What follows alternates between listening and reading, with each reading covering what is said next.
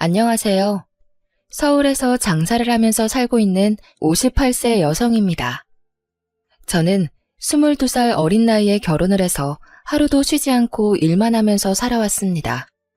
타임머신을 타고 그 시절로 돌아가라고 한다면 저는 죽으면 죽었지 절대 가지 않을 정도로 몸서리 쳐지는 날들이네요. 그렇다고 해서 얼마나 고생했는지 넋두리를 하려고 사연을 보내는 것은 아닙니다. 오늘 제 딸에 대해 이야기하려고 이렇게 글을 쓰고 있는데요. 딸이 안사돈 때문에 마음고생이 심했습니다. 돈이 많다고 저와 제 딸을 사람 취급도 하지 않던 안사돈이 정말 미웠죠. 그 일만 떠올리면 지금도 눈물이 흐를 정도로 억울하고 분합니다. 아버지께서 시장에서 배달 일을 하시면서 사셨거든요. 아침부터 저녁까지 리어카로 시장에 있는 가게들을 돌아다니면서 여러 물건들을 배달해주는 일을 했습니다. 여러 가게 물건들을 배달해주는 일을 했습니다. 시장에 있는 대부분의 가게들이 아버지의 거래처였는데 그 중에서도 생선 가게를 하는 부부와 친하셨습니다. 그 생선 가게에서는 주로 식당에서 주문을 받아서 대량 손질한 다음 생선을 팔았거든요. 손질한 생선을 박스 단위로 나누어서 포장해 놓으면 아버지가 주문한 식당에다가 배달을 해주셨습니다. 이런 식으로 10년 넘게 일하다 보니 가게 사장님과 아버지께서 형 동생하면서 허물없이 지내셨습니다. 그래서 장사가 끝나면 두 분이서 소주잔을 자주 기울이셨죠. 그때마다 생선가게 사장님께서 신세 한탄을 하셨는데요. 아들놈들이 그런가? 요즘 왜 이렇게 속을 썩이나 몰라. 자식이 아니라 웬수야. 왜 다들 딸 하는지 알겠다니까. 갑자기 그게 무슨 소리야? 무슨 일 있었어? 사장님 아드님 두 분 다 30을 바라보고 있는데도 결혼해서 가정을 꾸릴 생각을 하지 않았다고 해요. 부모만 믿고 매일 술만 마시면서 허송세월 보내고 있다고 하니까 아버지께서 진지하게 고민 상담을 해주었죠. 형님, 원래 부모 마음대로 안 되는 게 자식이잖아요. 때 되면 다 하겠죠. 너무 스트레스 받지 맙시다. 둘 중에 한 놈이라도 사람 구실을 하면 원이 없겠는데 나는 자식 보기 지질이 없나 봐. 아들들이 몇 살이길래 그래요? 여자친구도 없어요? 한 놈은 29살이고 다른 한 놈은 28살인데 자네 딸은 남자친구 있는가? 저번에 보니까 착하고 살림도 잘할 것 같던데. 남자친구는 없는 걸로 알고 있는데 저희 딸이 착하고 야무지긴 하죠. 가진 거라고 쥐뿔도 없는데 그나마 딸이 효녀 노릇하니 다행입니다. 아버지 말대로 저는 일찍부터 철이 들어서 초등학생 때부터 부모님 대신 집안 살림을 챙기기 시작했어요. 해가 뜨기 전에 아버지께서 시장으로 나가 배달 일을 하셨고 엄마는 작은 공장에서 품을 팔고 계셨으니까요. 살림이 넉넉할 리가 없었죠. 집안 살림만 챙긴 게 아니라 고등학교에 들어간 뒤부터 부모님을 대신해서 돈 관리를 도맡아서 했어요. 그러다 엄마 건강까지 안 좋아지자 제가 공장에 나가서 일을 하게 되었습니다. 생선가게 사장님께서 그런 제 사정을 알고 술자리에서 자주 관심을 보이셨어요.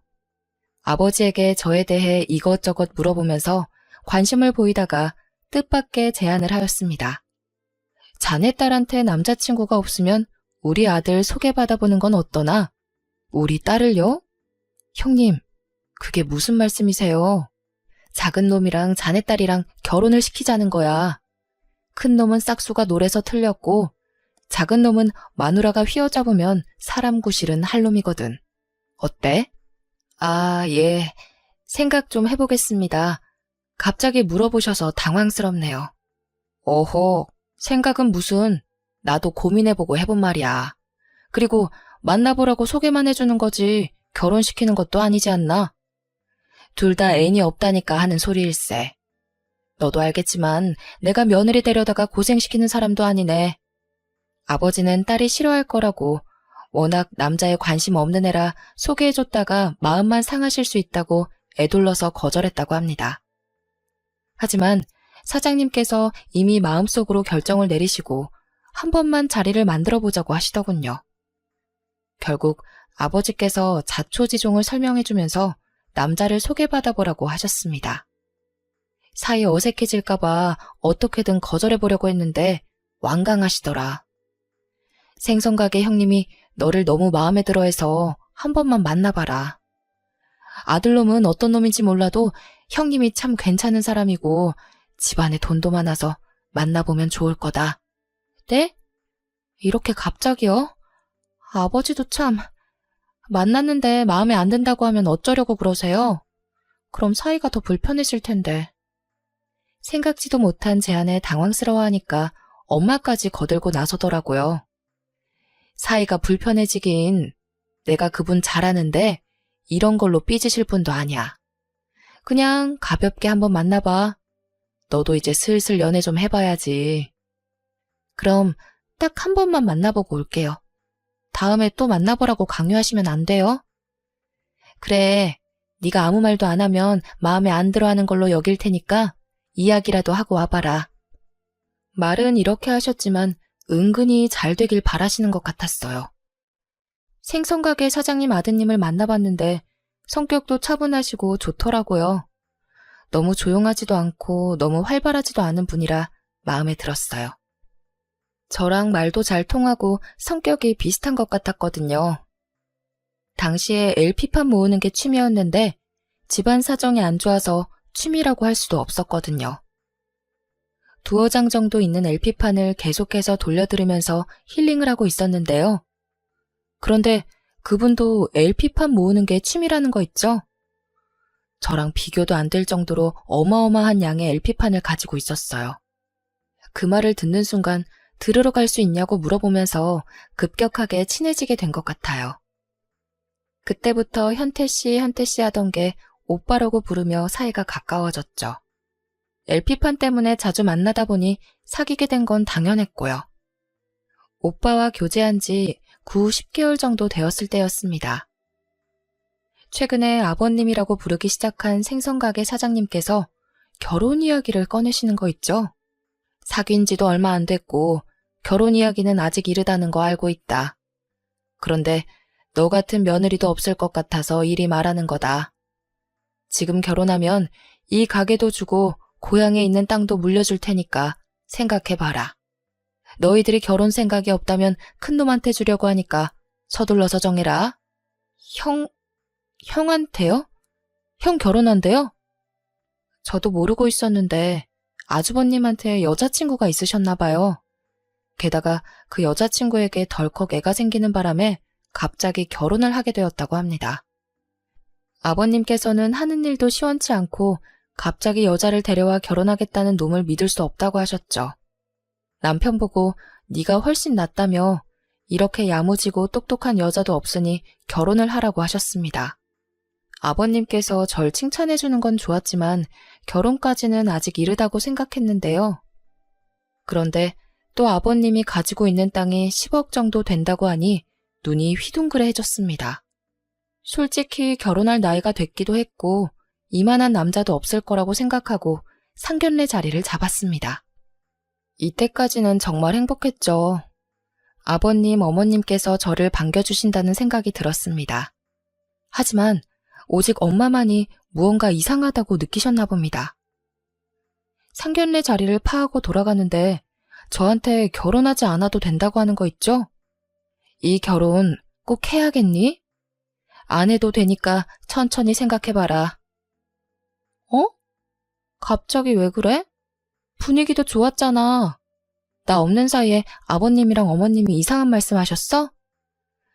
아니, 시장 사람들이 들은 말이 있는데 네 남편이 노는 것만 좋아하는 한량이라고 하더라. 너희들이 오래 만난 것도 아니고 이러다 이혼하는 거 아닌가 해서 걱정이 되네. 에이, 소문 믿지 마. 그 사람들이 오빠랑 친하게 지낸 것도 아니잖아. 아무것도 모르면서 그런 말 한 걸 거야. 그럼 네가 야무지게 잘할 수 있지? 남편 믿지 말고 네가 경제권 다 가져오고 돈 관리해. 이상한 도박하고 여자 만나서 돈 갖다 주는 거 아닌가 감시하고. 알겠어. 엄마는 도대체 무슨 소문을 들은 거야? 저는 시장 바닥에서 떠도는 소문이 뭔지 궁금했지만 엄마는 끝까지 알려주지 않았습니다. 제가 말한 대로 뜬 소문이기도 하고 알아봤자 득볼 거 없다며 파혼할 마음이 생기면 이야기해주겠다고 했죠. 저도 시장 바닥에 오래 있어 보니 여기 토박이 사람들이 얼마나 남 이야기하는 걸 좋아하는지 알고 있었습니다. 그래서 그냥 사소한 이유로 남편이 미움을 받기 시작해서 이상한 소문이 난 거라고 생각했는데요. 그거 말고는 별다른 걱정이 없었습니다. 어릴 때부터 집안 살림을 도맡아서 해와서 시댁살이가 무섭게 느껴지지도 않았어요. 오히려 다른 데서 고생하는 것보다 시댁살이가 훨씬 나을 거라고 생각했죠. 매일 끼니 걱정해야 하는 저희 집보다는 시댁 형편이 100배 더 좋아 보였거든요. 그런데 결혼을 하고 보니 아무도 생선가게를 운영할 생각이 없어 보였습니다. 둘째 아들이 결혼했다며 시장 바닥을 돌아다니며 자랑한 후부터 가게로 출근하지 않으셨거든요. 이러다가 나한테 일하러 가라고 하겠다 싶었는데 역시나 아버님께서 남편과 저를 불러 가게로 나오라고 하시더군요. 너희들 내일부터 가게에 나와서 일해라. 너도 이제 가장이니까 집에서 놀 생각하지 말고 슬슬 생선가게 물려받을 생각해야지. 저랑 남편이 생선가게로 가서 일을 하기 시작했지만 남편이 틈만 나면 자리를 비우고 도망을 갔어요. 시어머니는 그런 남편을 못 본 척 눈 감아주면서 남편이 해야 하는 일까지 제게 시켰습니다. 저는 새벽같이 일어나서 아침 식사 준비를 해놓고 가게에 나와서 생선을 다듬으면서 손님들을 맞아야 했죠. 너무 힘들어서 다리가 후들거리고 아무리 자도 피곤했습니다. 오후가 되면 저희 아버지가 리어카를 끌고 가게에 들리셨는데 아버지 얼굴을 볼 때마다 눈물이 나오더라고요. 가게 일이 힘들지? 처음엔 힘들어서 눈물도 나오고 그런다. 힘들어도 참아야 해. 이러다가 곧 적응돼서 괜찮을 거다. 아버지께서 저를 안쓰럽게 바라보는 게 느껴졌어요. 그래서 저는 괜찮다고 괜히 아버지 보니까 눈물이 나오는 거라고 둘러대고 눈물을 닦아냈습니다. 하지만 아버지 말대로 적응이 되지는 않더군요. 제가 일한다고 시아버지께서 아예 쉬기 시작하셨거든요. 덕분에 요령만 피우는 남편과 저를 부려먹으려고 드는 시어머니와 함께 장사를 하게 되었습니다. 이제는 버티기가 힘들어졌죠. 너무 힘들어서 숟가락 들 힘조차 없어서 식사를 거르고 누워있는 일이 잦았습니다.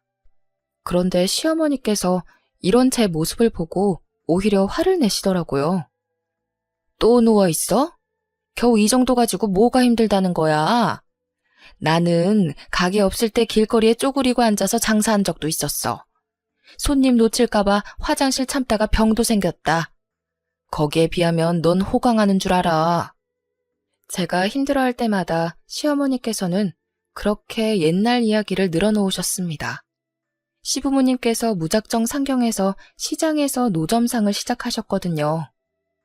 죽기 살기로 장사해서 가게도 차리고 어느 정도 돈도 모으게 되신 것 같았습니다. 시어머니는 내가 고생했으니 너도 한번 당해봐라는 식으로 제게 일을 시키셨죠. 제게 한풀이 하듯이 과거에 쌓인 스트레스를 풀려고 하더라고요. 시어머니의 분풀이 대상으로 찍혀서 새벽부터 밤 늦게까지 장사와 집안일로 정신이 하나도 없었습니다. 그런데도 남편은 장사나 집안일 어느 것 하나 도와주지 않고 나몰라라 하더군요. 더 기가 막힌 건 아주버님이었습니다. 아주버님께서 돈이 궁해지면 슬그머니 가게로 나타나 시어머니에게 귓속말을 했습니다. 시어머니께서 돈을 주는 걸 보아하니 보나마나 돈을 달라고 한 것이겠죠. 당연히 시아버지께서는 시어머니께 남편과 아주버님에게 돈을 주지 말라고 여러 번 당부를 하셨어요. 또 돈을 줬다고? 내가 주지 말라니까 기어코 줘서는? 며느라, 혹시라도 네 남편이 돈을 달라고 하면 절대 주지 마라. 그러다 버릇 나빠져서 평생 못 고친다. 시아버지께서 첫째 아들이든 둘째 아들이든 돈만 생기면 술이나 도박에 손을 댄다고 하시더라고요. 결혼 후 무책임하면서 제게 무관심한 남편의 모습을 봤기에 아버님 말이 사실이라고 생각했습니다. 그런데 아주버님께서 저를 만만하게 보셨는지 다짜고짜 돈을 달라고 요구하셨죠. 재수씨, 오늘 장사는 잘 됐어요? 지금 엄마가 없어서 그런데 50만 원만 줘봐. 돈이 필요하면 일을 해요. 저기 쌓여있는 생선 4장부터 버리고 물 청소 좀 하면 드릴게요. 뭐? 지금 나한테 뭐라고 했어? 제가 이렇게 나올 줄 몰랐는지 아주버님께서 험악한 표정을 지으셨습니다. 하지만 산전수전 다 겪은 제가 겁을 먹을 리가 없었죠. 세상에 공짜가 어디 있어요? 앞으로 돈이 필요하면 일을 하세요. 그 전에는 10원 한 장도 못 줘요. 아주버님은 기가 막힌다는 표정으로 욱박질렀지만 저는 한마디도 지지 않고 받아쳤습니다. 저한테는 씨알도 안 먹힌다는 사실을 알았는지 아주버님이 저를 피해서 시어머니께 돈을 뜯어갔어요. 그래서 저는 참지 못하고 어머님께 쓴소리를 내뱉고 말았죠. 어머님, 아주버님한테 돈 주면 안 되잖아요. 아버님께서도 절대 주지 말라고 신신당부하셨는데 왜 자꾸 주시는 거예요? 이게 내 돈이지 네 돈이야? 넌 참견하지 말고 시키는 일이나 해. 어디 버릇없이 시애미한테 눈을 부릅뜨고 대들고 있어? 첫째 아들이라는 놈이 시어머니 돈으로 술과 도박을 하고 있으니 집안이 잘 돌아갈 리가요.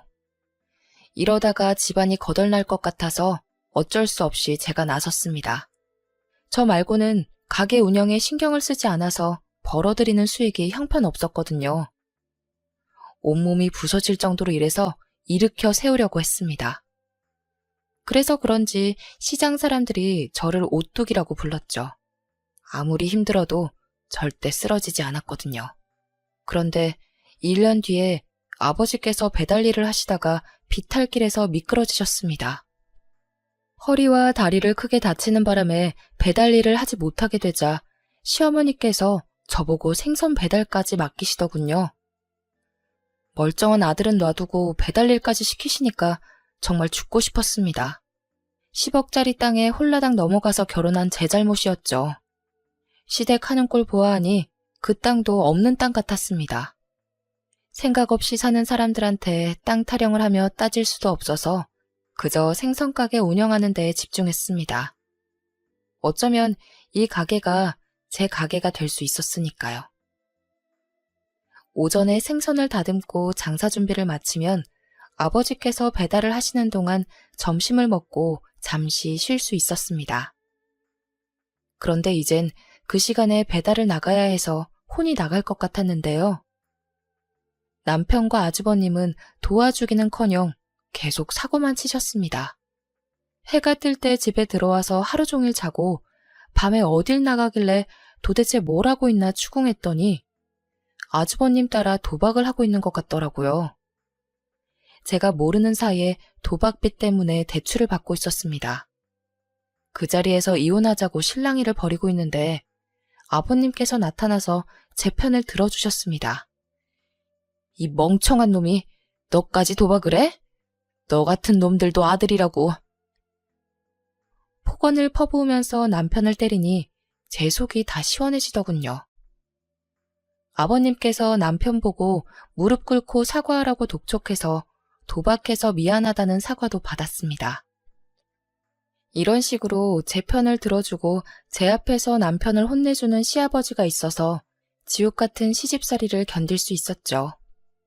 아버님께서는 저를 몰래 불러서 술 한 잔을 사주며 저를 위로해 준 적도 있었습니다. 아가, 많이 힘들지? 오늘은 이 한 잔 마시면서 다 풀어버리자. 감사해요, 아버님. 아버님 아니었으면 저 이미 이혼했을 거예요.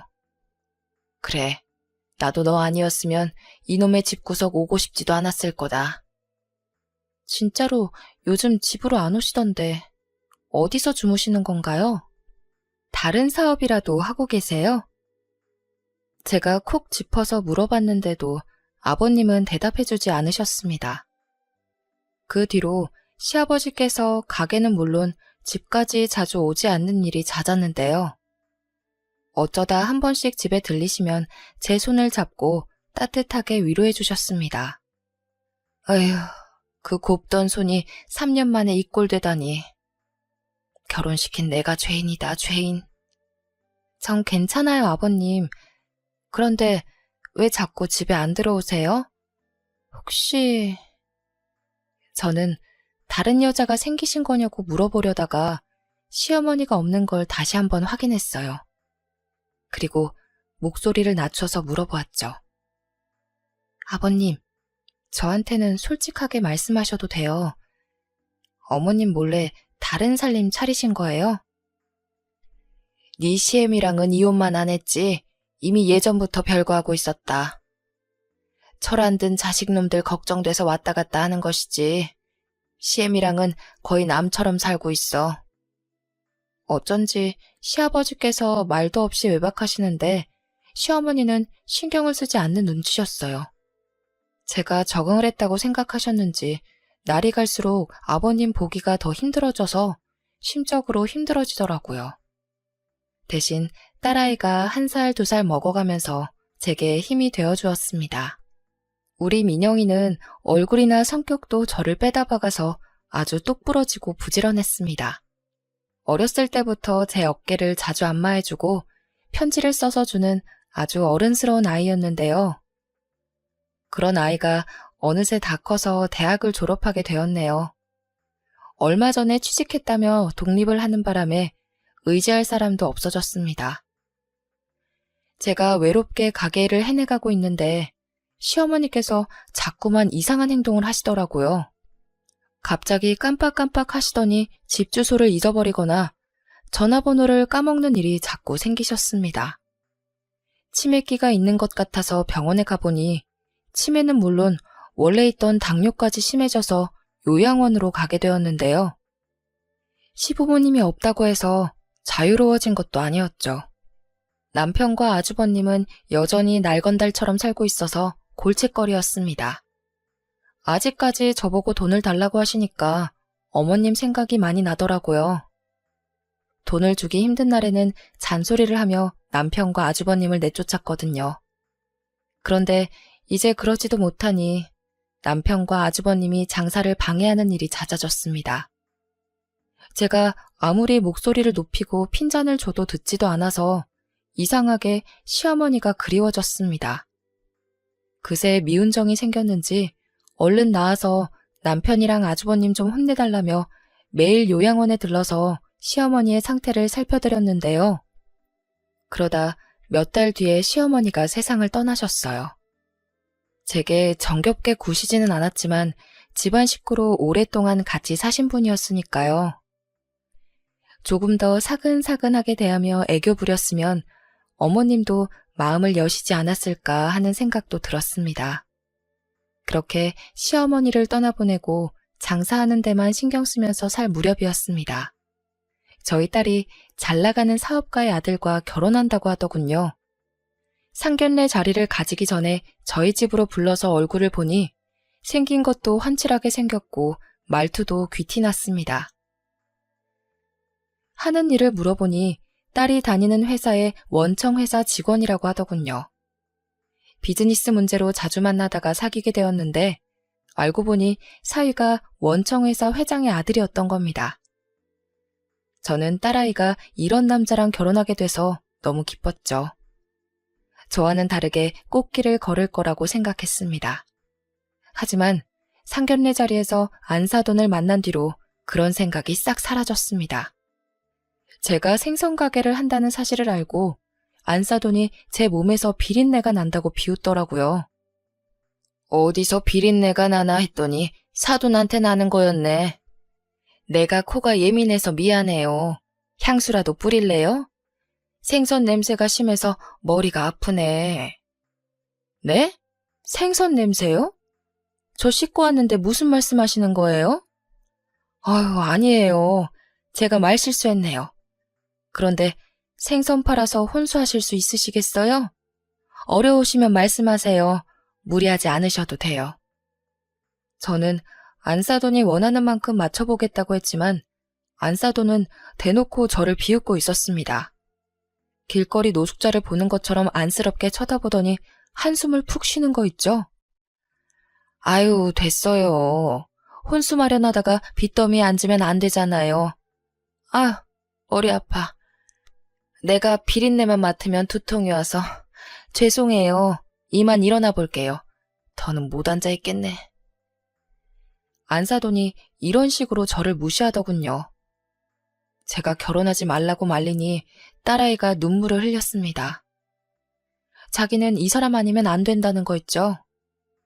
게다가 사위까지 절 찾아와서 어머니께서 원래 냄새에 예민하셔서 말실수를 하신 것 같다고 석고 대죄했습니다. 딸이랑 사위가 이렇게 하는데 결혼 반대하기가 좀 그랬습니다. 사돈이야 어쩌다 한번 볼 텐데 제가 참으면 된다고 생각했는데요. 그런데 딸아이를 결혼시키고 나니 저한테 하던 갑질을 딸한테도 하더군요. 안사돈이 수산시장에서 손질도 하지 않은 생선을 2박스나 가져왔습니다. 그 생선들을 깔끔하게 손질하라고 시켜서 딸아이가 못한다고 했죠. 생선 손질이요? 전 이런 거 못해요. 한 번도 안 해봤어요. 뭐? 생선 장수 딸이 생선 손질을 못해? 못하는 척 하지 말고 빨리 다듬기나 해. 네? 저는... 딸아이가 당연히 생선 냄새를 맡고 헛구역질을 했습니다. 저희 딸이 어릴 때부터 비위가 약해서 비린내가 나는 건 먹지도 못했거든요. 그걸 그 자리에서 알아놓고 안사돈이 매번 생선을 사와서 딸아이에게 손질을 시켰습니다. 참다 못한 딸아이가 친정에 와서 그동안 당한 짓을 전부 다 이야기했습니다. 내가 비린내 못 맡는다고 말씀드려도 계속 생선을 가지고 오시는데 어떡해? 시어머니 때문에 더는 못 참겠어. 확 이혼할까봐. 뭐? 이혼? 엄마도 안 한 이혼을 네가 한다고? 그러니까 엄마가 결혼 말릴 때 그만뒀어야지. 괜히 고집 부려서는. 아니, 내가 이럴 줄 알았냐고. 나도 후회돼. 마음에 안 든다고 이혼하면 세상 사람들 다 이혼하겠다. 엄마도 이혼 안 하고 꾹 참고 버틴 거 알고 있잖아. 이참에 생선 손질도 해보자. 죽을 때까지 안 할 수는 없으니 이제부터 하나씩 해봐야지. 남편도 시어머니 편만 들고 내 말은 듣지도 않는데 어떻게 살아. 시댁에 내 편이 한 명도 없어서 너무 힘들어. 네 남편도 사정이 있는 거겠지. 무작정 싫다, 짜증난다고 말하지 말고 차분하게 각자 사정을 이야기해보자고 해봐라. 생판 남남이 만났는데 어떻게 매사에 마음이 맞겠니? 각자 살아온 환경이 달라서 생각하는 마인드도 다를 거 아니야. 딸이 안사돈 때문에 못 살겠다고 신세한탄을 할 때마다 저는 딸의 하소연을 들어주면서 다독여 주었어요. 시댁살이를 해본 터라 딸의 마음고생을 누구보다 잘 알고 있어서 걱정이었습니다. 마음 같아서는 당장 안사돈에게 달려가 왜 내 딸을 구박하고 못 살게 구냐고 따지고 싶었는데요. 그랬다가는 집안 싸움이 될 것 같아서 딸에게 넓은 마음으로 이해해라, 참으라는 말밖에 해줄 수 없었습니다. 그러다 저의 조언을 후회하게 되는 날이 찾아왔습니다. 안사돈의 환갑날에 참기 힘든 모욕을 당했거든요. 그날의 기억은 평생 잊혀지지 않을 것 같습니다. 환갑잔치 이야기를 꺼내려고 다 같이 모여서 식사를 하던 날이었습니다. 어색한 기류가 흐르자 제 딸아이가 슬그머니 본론을 이야기하였죠. 어머님, 곧 회갑이신데 그냥 넘어갈 수는 없잖아요. 환갑잔치라고 알아볼까 하는데. 요즘 환갑잔치 하는 사람이 어디 있니? 좋은 식당에 예약해서 친척들만 모시고 식사나 하자. 좋은 식당이요? 땡땡 식당은 어떠세요? 저번에 여기 밥 맛있다고 하셨잖아요. 뭐? 땡땡 식당? 설마 땡땡동에 있는데 말하는 거니? 사돈은 자기가 바라던 규모의 식당이 아니었는지 인상을 쓰더라고요. 딸아이가 그럼 어느 식당이 좋냐고 물어봐도 대답을 해주지 않았어요. 됐다. 그냥 거기로 예약해라. 그런데 왜 이렇게 비린내가 나는 거지? 자기 맘대로 안 된다고 이런 식으로 또 눈치를 주려나 봅니다. 갑자기 손수건을 꺼내 코를 막더니 주위를 두리번거리다 저와 눈이 마주쳤습니다. 사위도 당황스러워하며 어떻게든 사돈을 말리려고 했죠. 아무 냄새도 안 나는데 무슨 비린내가 난다고 그래. 네 코에는 이 냄새가 안 난다는 말이야? 너무 지독해서 현기증이 나는데? 안사돈은 제게 눈총을 주다 못해 다른 친척들에게 제가 시장에서 생선을 팔다가 와서 비린내가 나는 거라고 이해해달라는 말을 하더군요. 친척들의 시선이 제게 쏠리자 수치스러워져서 금세 얼굴이 달아오르고 말았습니다. 더 이상 앉아있을 수가 없어서 자리를 박차고 나오니 사위는 급히 따라 나와서 거듭 사과를 했습니다. 장모님, 죄송합니다. 저희 엄마가 또 무례하게 대해서 정말 죄송합니다. 제가 그러지 말라고 말씀드렸습니다. 이제 이런 일 없을 겁니다. 이런 일이 더 이상 없다고 하더라도 제가 받은 상처는 지워지지 않을 것 같습니다. 결국 그동안 쌓인 서러움에 눈물이 솟구쳤고 사위가 보는 앞에서 눈물을 보이고 말았죠. 딸아이도 따라 나오다 제가 우는 모습을 보고 소리를 질러댔습니다. 말했다며. 당신이 어머님이랑 잘 이야기해서 다시는 그러지 않게 하겠다며. 그런데 왜 이러는데? 됐어. 나 이혼할게. 엄마, 나 그냥 이혼할 거야. 나도 당한 거 많고 더 이상 이렇게 못 살아. 지금 당장 이혼해. 마음 같아서는 저도 이혼하라고 하고 싶었지만 그럴 수가 없었습니다. 내가 참을 테니 나 때문에 이혼하지 말라고 딸아이의 손을 잡으면서 말하였죠. 그 말을 듣자마자 딸아이가 제 품에 안겨서 펑펑 울고 말았습니다. 그렇게 한바탕에서 잠잠해지나 싶었는데요. 역시나 시댁에서 문제가 생기더군요. 바깥사돈이 실수를 하는 바람에 오랫동안 하던 사업이 휘청거렸습니다. 기획이사가 바깥사돈에게 새로 파트너가 된 회사를 소개하면서 투자를 하자는 말을 꺼냈거든요. 이때 잘못된 선택을 하고 말았죠. 사장님, 이번에 저희들과 새로 거래를 트게 된 회사입니다. 아주 전망이 밝고 탄탄한 회사라서 사장님이 투자하시면 좋을 것 같아요. 오, 그래? 어떤 회사길래 그래?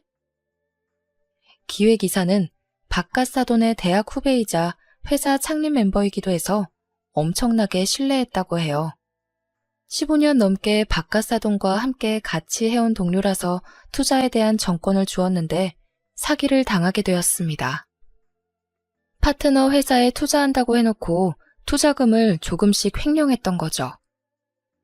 조금씩 공금이 빼먹다 보니 회사도 자금 압박을 받게 되었는데요. 그제서야 무언가 수상함을 느낀 바깥사돈이 정밀 회계감사를 해보고 그동안 모르고 있었던 기획이사의 비리를 알게 되었던 겁니다. 하지만 그놈은 휴가를 핑계로 도망을 가버린 상태였고 그놈이 빼간 공금이 무려 15억에 가까웠다고 해요. 더 큰 일은 내부 비리가 업계에 알려지면서 거래하던 회사들이 하나씩 거래를 중단한 것이었습니다. 자금 압박에 이어 매출도 떨어지니 버티기 힘들어져서 은행에 대출금 상환 연기를 신청했다고 합니다. 하지만 그마저도 거절당하고 어음을 막지 못하고 회사가 부도나버리고 말았죠. 바깥사돈의 사업 실패로 졸지에 빚더미에 나앉게 된 사돈댁이 집을 팔게 되었습니다. 한마디로 길거리에 나앉게 된 것이었는데요. 딸아이가 제 집으로 찾아와 이 사실을 전부 다 이야기해 주었습니다. 엄마, 나 이제 어떻게 해? 시댁이 알거지 신세가 됐는데 어쩌면 좋아. 딸이 울면서 집은 이미 경매로 넘어갔고 살림살이에는 압류 딱지가 붙어버렸다고 설명해 주었죠. 게다가 사위의 월급까지 압류되었다는 말을 듣고 헛웃음을 지었습니다. 안사돈이 충격을 받고 알아 누워버렸다고 하네요. 제가 안사돈에게 무시당했던 걸 생각하면 꼴 좋다고 하고 싶었지만 딸을 생각하면 그럴 수가 없었죠. 그래서 딸아이를 위해 시댁으로 갔습니다. 사돈이 헬쑥한 얼굴로 시댁 문을 열어주길래 딸아이한테 이야기 다 들었다고 했죠. 다 듣고 왔어요. 집에 압류 딱지까지 붙었다면서요? 뭐라고요? 허참, 남이사 압류 딱지가 붙든 말든 이야기 다 들었다면서 무슨 이야기가 더 듣고 싶어서 온 거예요? 도와주려고 왔죠. 그런데 저한테 도움받기 싫으신가 보죠? 도와주긴 개뿔. 자기 입에 풀칠도 하기 힘들어하면서 그쪽이 잘 사세요. 괜히 도와주려다가 노숙자 되지 말고. 노숙자는 자기가 될 것 같은데 아직도 현실 파악이 덜 됐나 봅니다. 그래서 제가 미리 준비해둔 5층짜리 상가 건물 등기부등본을 안 싸돈 얼굴에 던져버렸죠. 안 사돈이 등기부등본을 보고 놀라더니 말투부터 달라졌습니다. 아니, 이게 도대체 뭐예요? 뭐긴요, 건물 등본이죠. 이 건물 제 딸 앞으로 해줄 거예요. 건물을 팔든지 담보로 대출을 받든지 제 딸이 알아서 할 테니까 그렇게 하세요. 최소 30억은 나가는 건물이라 요긴하게 쓰일 거예요. 딸도 모르고 있던 사실이라서 깜짝 놀라 등본을 확인해 보더군요. 워낙 일만 하고 구두쇠처럼 사느라 제가 건물주라는 사실을 딸도 모르고 있었던 거죠. 수십억짜리 건물을 가지게 된 건 모두 시아버지 덕분이었습니다. 시아버지께서 집을 아예 떠나시면서 저를 조용히 불러서 땅 문서를 주셨거든요. 원래 아들 놈들 주려고 했는데 이 집안에서 믿을 사람은 색이 너밖에 없구나. 다른 인간들은 재산 줘봤자 며칠 못 가서 전부 말아먹을 게 뻔하다. 이 땅은 팔지 말고 잘 가지고 있거라. 조만간 좋은 소식이 있을 거다. 시아버지께서 다른 살림을 차렸어도 자식이 없으니 이 재산만큼은 아들들에게 주고 싶었다고 하셨어요. 시아버지가 가게를 제게 맡기고 집에도 들어오지 않으셨던 건 부동산을 보러 전국을 다녔기 때문이었죠. 시아버지는 부동산에 밝은 지인과 함께 괜찮은 땅을 샀고 시세가 오르면서 돈을 많이 불리게 되셨어요. 그러다가 아주 좋은 땅을 보게 되신 건데요. 처음에는 버려져 있는 황무지였다고 합니다.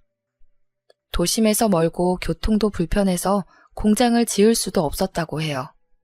전에 듣기로는 아버지와 지인분께서 최소한 5년 안에 이곳이 개발될 거라는 확신을 가지셨어요. 지금 사서 묻어두자. 여기가 개발되는 건 시간 문제야. 5년 뒤에 안 되면 10년 뒤에는 되겠지. 시아버지와 지인분께서 일대의 땅을 헐값에 사들이고 그 땅을 제 앞으로 해주셨습니다. 그리고 얼마 지나지 않아 돌아가셨다는 연락을 받아 아버님과 살고 있던 애인분을 만나기도 했습니다. 저는 그 일을 시어머니와 남편에게 알리지 않았죠. 설마 했는데 3년 뒤에 그 땅이 개발될 거란 소문이 돌더니 땅값이 점점 오르기 시작했어요. 그러자 부동산 쪽에서 땅을 팔라고 저를 찾아와 설득시키려고 들더군요. 어떻게 해야 할까 고민하고 있는데 같이 땅을 샀던 시아버지 지인분이 찾아오셨습니다. 네가 병철이 며느리지? 병철이한테 받은 땅 있음 절대 팔지 말어. 가만히 가지고 있다가 몇 년 뒤에 개발 시작되면 담보로 대출받아서 건물 올려야 해. 그래야 건물주 될 수 있어. 네, 알겠습니다. 말씀하신 그대로 할게요. 저는 그분 말대로 해서 건물주가 되었지만 끝까지 그 사실을 숨겼습니다. 하지만 세상에 비밀은 없는 법이라 제가 건물주란 사실을 시어머니께 들키기도 했어요. 어머님께서 제가 확인차 떼어놓은 등본을 보시더니 저한테 욕을 퍼부으시더라고요. 이런 요망한 년 같으니 네가 감히 나를 속여? 그 건물 당장 내놔. 어머님, 건물이라니 지금 무슨 말씀하시는 거예요? 니년한테 건물 있는 거 다 알고 있다. 니년 서랍에서 내가 다 확인해봤어. 뭘 확인하셨는데요? 서랍에서 본 게 있으면 가져와 보세요. 뭐? 분명 내가 방금 들고 왔는데. 그 당시 시어머니께서 치매를 앓고 계셔서 다행이었죠. 서랍에서 봐놓고 들고 오는 걸 잊으셨는지 빈손만 멀뚱멀뚱 바라보고 있었습니다. 남편이 그 모습을 보고 놀랐다가 어이없는 표정을 지으면서 어머님을 말리더군요. 엄마, 그만 좀 해. 우리한테 무슨 건물이 있어? 오늘 약 먹은 거 맞아? 약? 내가 약을 왜 먹어? 전현이 건물을 가지고 있다고. 알았으니까 약 먹자. 치매가 점점 심해져서 헛소리를 다 하네. 헛소리란 이 녀석아. 전현한테 등본 있는지 확인해보라고. 이런 식으로 제 건물을 빼앗으려고 했지만 치매기가 있는 터라 아무도 믿어주지 않았습니다. 덕분에 제 건물을 시댁 식구들로부터 지킬 수 있었네요. 건물 임대료 수입만으로도 충분히 놀고 먹을 수 있었지만 딸한테 물려줄 유일한 재산이라 묵혀두고 있었습니다. 결혼할 때 주려고 했는데 그놈의 비린내 타령을 하길래 이혼할까봐 이야기도 하지 않았죠. 딸이 건물주인 거 알면 솔깃해져서 가식적으로 대하거나 이혼해주지 않을까봐 말하지 않은 것이었습니다. 그런데 이렇게 숨겨놓은 재산에 대해서 고백하게 되었네요. 안사돈은 비린내 난다며 무시하던 저한테 도움을 받을지 몰랐는지 고개도 들지 못하고 있었습니다. 안사돈이랑 똑같이 비아냥거리고 싶지 않아서 그 자리를 그냥 빠져나왔습니다. 대신 며칠 뒤에 건물 명의를 딸 앞으로 해주면서 한 가지 조건을 내걸었습니다. 딸아이한테는 이것만큼은 꼭 지키라고 하였죠. 이 건물 네 명의로 하는 대신 건물을 담보로 대출받아라. 아마 10억은 나올 거야. 그 돈이면 급한 불은 끌 수 있을 거다. 대출금은 매달 들어오는 월세로 메꾸면 되고 대신에 안사돈이 내 가게에 나와서 일해야 한다. 시어머님이? 엄마 가게? 일단 알겠어. 그렇게 전할게. 딸은 안사돈에게 가서 제 말을 그대로 전했다고 하더군요. 처음에 안사돈이 이 말을 듣고 얼굴이 새하얘지더니 결국 머리를 조아렸다고 해요. 그래, 알겠다. 내일부터 가게에 나가서 일하마. 그리고는 딸에게 고맙다는 말을 여러 번 했다고 합니다. 잘 나가는 사업가 남편 덕분에 호사를 누려왔던 안사돈이 이제 저와 같은 생선 냄새가 나게 생겼네요. 안사돈은 비린내에 익숙해지지 않아서 헛구역질을 하면서 눈치를 보더라고요. 아파 보이는 얼굴로 생선을 다듬고 포장까지 다 하고 있으니까 시장 상인들이 와서 핀잔을 주기도 하였습니다. 아유, 얼굴 좀 봐. 곧 있으면 쓰러지겠어. 아무리 그래도 안사돈한테 너무 심한 거 아니야? 시장 상인들은 안사돈에게 너무한 것 같다고 했지만 저는 안사돈에게 인생 공부를 시켜주는 중입니다. 건물을 담보로 15억을 대출받아서 시댁의 빚을 청산하고 바깥사돈이 사업을 다시 시작할 수 있게 됐으니 그에 합당하는 대가를 치러야죠. 이 사정을 알고 있는 바깥사돈은 저를 뭐라 하기는커녕 오히려 며느리에게 고맙다는 말을 전하기까지 하였습니다. 아가, 정말 고맙다. 네가 나를 살렸어. 네가 없었음 이미 길바닥에 나 앉았을 것이다. 딸이 안사돈과 사위의 인생을 구제했으니 딸을 대하는 태도도 확 달라진 건 두말할 필요가 없겠죠. 예전에 시아버지께서 제게 집안을 구한 며느리라고 칭찬하셨는데 이젠 제 딸이 시댁을 구한 며느리라는 칭찬을 받게 되었습니다. 돈의 위력은 우리들이 상상하는 것 이상인 것 같아요. 돈 때문에 울기도 하고 웃기도 하며 돈 하나만으로 사람 자체를 판단하기도 합니다. 그래서 돈이 많다고 추앙하고 돈이 없다고 무시하기도 하는 거죠. 돈으로 판단하는 일을 피할 수 없지만 그렇다고 대놓고 돈으로 사람을 판단해서는 안 됩니다. 언젠가 돈이 없다고 수군대던 자신이 손가락질을 당하게 될 수 있으니까요. 제가 이 교훈을 전해주려고 사돈을 가게로 나오게 한 것인데요.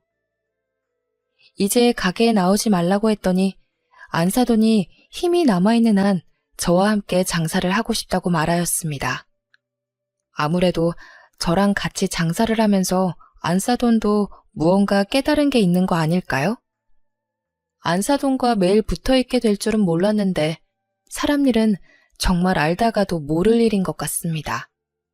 그러니 여러분들도 돈으로 사람을 판단하는 일은 삼가시길 바랍니다.